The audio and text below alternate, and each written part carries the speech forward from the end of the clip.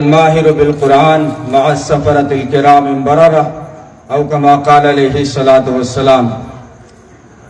جناب صدر، لائق فخر، قابل قدر جمعیت علماء راجستھان کے نائب صدر ولی ابن ولی ریگستان کے جانشین حضرت مولانا حبیب اللہ صاحب قاسمی اور خصوصی مہمان حضرت مولانا محمد آدم صاحب اور کانگریس پارٹی کے عظیم لیڈر فتح محمد صاحب اور گڈھا روڈ کے پردھان سلمان خان اور آپ تمام خصوصی مہمان، قابل قدر احترام علماء کرام، محترم دوستوں، بزرگوں اور عزیز بھائیوں، اللہ تبارک و تعالیٰ کے بے شمار انعامات اور احسانات ہیں کہ جس نے ہمیں انجمن بزم ولی میں قرآن کی نسبت سے، تکمیل حفظ قرآن کی نسبت سے جمع ہونے کی توفیق عطا فرمائی۔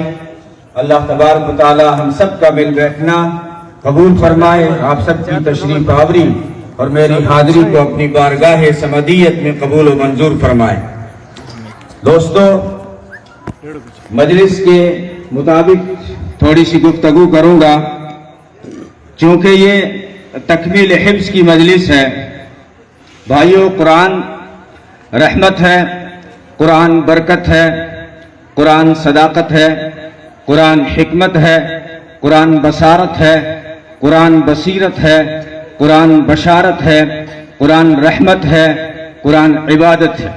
اور عبادت بھی ایسی کہ قرآن کو پڑھانا عبادت، پڑھنا عبادت، سنانا عبادت، سننا عبادت، سمجھنا عبادت، سمجھانا عبادت، قرآن کو دیکھنا عبادت، قرآن کو چھونا عبادت اور قرآن کو حفظ کرنا بہت بڑی عبادت۔ یہ مبارکباد پیش کروں گا ان بچوں کو جنہوں نے قرآن کو حفظ کیا ہے، ان کے والدین کو، ان کے اساتذہ کو، کہ انہوں نے اپنے سینوں میں بہت بڑی دولت حاصل کی ہے۔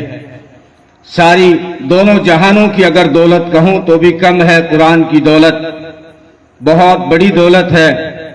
ہم کیا جانیں کہ ان طلبہ کا مقام کیا ہے۔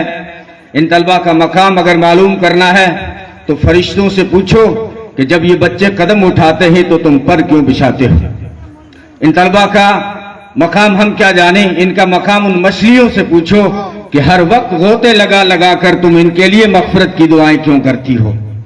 ان کا مقام محمد عربی صلی اللہ علیہ وسلم جانتے ہیں، جنہوں نے فرمایا تھا اگر کسی کو اس دھرتی پر چلتے ہوئے جنتی دیکھنے ہوں تو طالب علم کو دیکھ لیا کرے، یہ چلتے ہوئے جنتی ہے۔